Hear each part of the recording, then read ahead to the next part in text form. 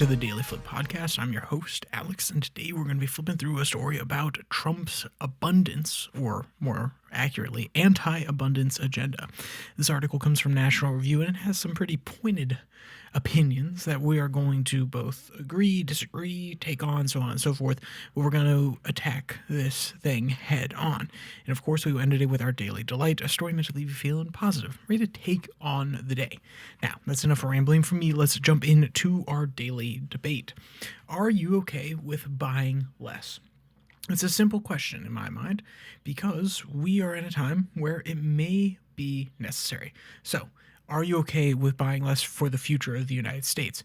This is a question that everybody should be asking themselves, because if they are, then maybe they should go along with this agenda. If they are not, then maybe they should object to it. But I want to know your opinions. Throw it down in the comment section. With that said, let's actually jump to the article.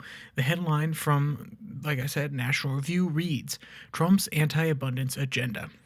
And we're going to read the third paragraph, the second and third paragraph, in order to actually set up the scene from this article. Quote, yet bizarrely, the man who for decades has been a symbol of unapologetic American excess is now defending his tariff policies by making a case against abundance.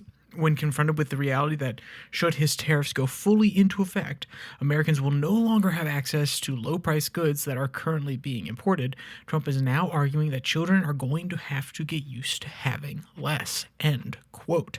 This is a sentiment that has been actually lambasted on the right and on some sides of the left for a long time, because the argument from people on the furthest left, the really progressives, or even some people on the populist right, have been that we are going to have to eat some of the costs. We're going to have to eat some of the knock-on effects of our policies, and we're going to have to take that on the chin in order to reach a place where we are better off. And that may mean that we have less goods here or there. There's less abundance, but it will be, in one case on the left, it will be a more fair society. The money will be more equally distributed, and on the right, it's been so that we are able to go into the future with some of the key pillars of national industry, that we are able to respond in any sort of crisis, whether it be COVID, which was a big catalyzer for this argument of onshoring a lot of supply chains and dealing with higher costs,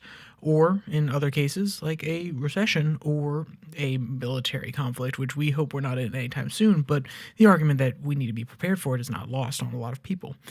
So both sides of the aisle have a segment that have argued this, but it's normally not the center of either party. The center is the free trade side of the party. They're the ones saying, no. Hey, cheap goods from China, Vietnam, India, or certain products from the EU versus making them here in the United States. All of these things should be allowed because those places have comparative advantages. They use the good old Milton Friedman quotes and Adam Smith quotes about making sure that we take advantage of our comparative advantage. Our comparative advantage right now is in services, is in tech software, not even hardware, to be honest. And they don't necessarily want to see us bring back industry because, one, the cost for the industrial titans is too high and they're lobbying against it. But two, because they don't see it being cheap and they don't want to eat the political cost. And that's fair enough. I'm not saying that it's 100% right. I'm not saying that they are being negligent or they're being dutiful to their job, because you could make an argument that is actually more dutiful for them to look out into the future and take it on the chin now so that their children will be alive in an era that's more prosperous. You could also make an argument that by crippling us now in this key age and turning away from software innovation, when that is probably the next big turn when it comes to AI, would also be a lack of diligence on their part. So you could make the argument either way. But the true question that we need to have here is, are people ready for an anti-abundance agenda? I don't know. Because I think that America right now, the American dream has moved beyond just owning land, but owning things. And that's not to say that everybody thinks that way. I think a lot of people still want to own a house. But we do measure ourselves based on our material goods. This is a slow but steady creeping of the culture from certain segments of the population that have measured themselves by material goods, whether that be the ultra wealthy or that be certain segments of the population that live in cities. It's always a question of what you have. And I'm not trying to say that those are the only influences, there are plenty more than that. But nowadays, you see people going on YouTube, on social media, Instagram, Snapchat, and posting about all these different things that they own, all these different products that they have, stunting on other people with that nice new chain that they bought for themselves, that new car that their husband was able to get for them, the new product that will help them clean things faster. All of these different things push a consumerist mindset onto people that watch the social media content. And that's not to say that everybody is simply brainwashed. I'm not trying to imply such a thing. But you cannot deny that this consumerism is perforating throughout the entire population that uses these sorts of apps, on top of the fact that you already see this materialistic sense with previous generations before social media. Social media has simply exacerbated it or made it easier for those people that would brag about their materialistic gains to do so to a wider audience. So I think it is extremely important to recognize that these are the forces Donald Trump is going up against, and to ask yourself, will he be able to, as a mythic figure in some people's minds, be able to actually change the mindset of Americans? Excuse me. I do not actually think that is possible.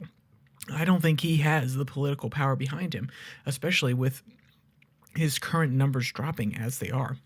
But that's not to say National Review doesn't provide a more in-depth analysis on this, simply beyond asking the question whether or not abundance is something that, anti-abundance is something that Donald Trump himself can pitch, because they did do a nice little pointed stab at him in the first paragraph, saying this is the man of excess, and yet he's telling people they need less. Quote, it would be one thing if there were a reason to believe the short-term sacrifices Trump is asking of the American public were accompanied by a plausible path toward a payoff somewhere in the future.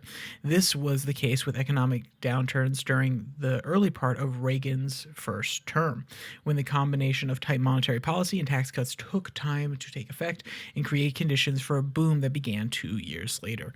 And that end quote, that quote does continue on, but I think you could make it, and if you're on the Trump team right now, I think this is my political brain, my political optics brain working here, which is, this is the setup for the massive reinstitution of the tax cuts, as well as some of the federal cutting of the budget that they're trying to get through with the reconciliation bill. And the reason you can say that is we're trying to actually even out how much we are sending out to other places.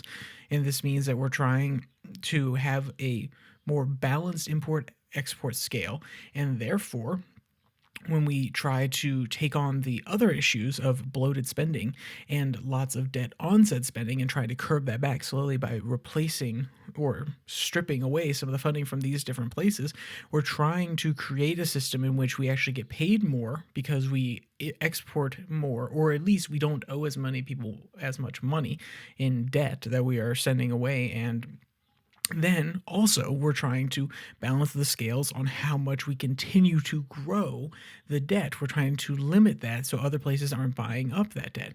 It's interesting, though, the point that they're making here, they're actually starting to pay off debt, but one of the effects of this trade policy is actually people are buying less U.S. debt, because if there are less imports coming to their country from the United States, they are less likely to need dollars in order to exchange for those goods. They might hold other reserve currencies of other nations that they're trading with. So it actually will have a knock-on effect like that, but will that actually be beneficial? I don't necessarily think so. I think you can make a coherent argument that they're trying to balance the scales, not just on trade, but on some of the economic policy and the Federal Reserve policy.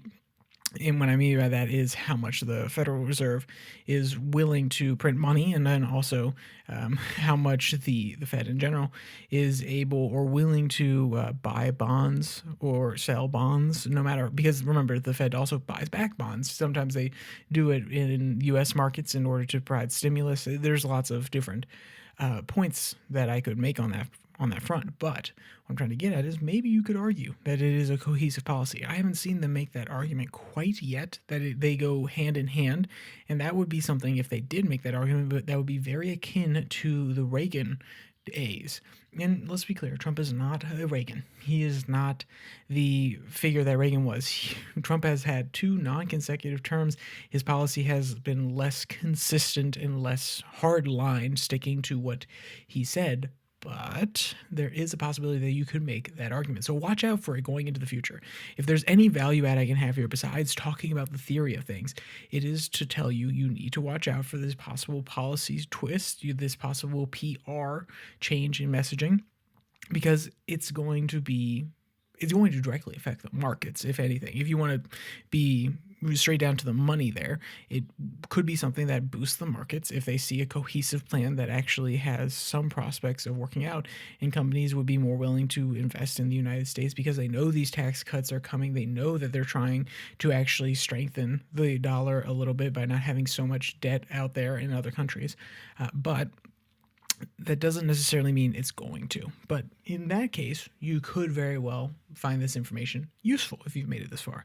The other value add that I'll bring you here is simply understanding the political messaging and the potential paths that they're going to take in order to justify it can also allow you to see through some of the BS, which, if I'm going to do one thing as a person who's working in politics, at least hopefully, I can help you see through some of the baloney, at least where I call it, or at least where I see it, and therefore call it.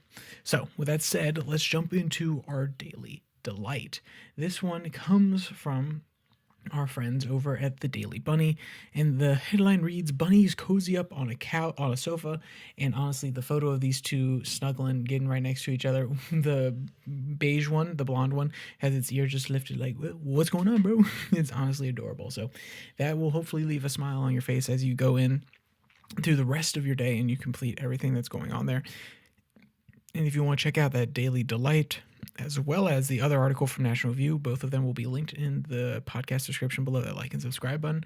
Also in there, you can find the podcast on Spotify, Pocket Cast, Podvine, as well as the Twitter handle at Your Daily Flip, where I post the episode links to these on Monday, Wednesday, Friday at 12 p.m.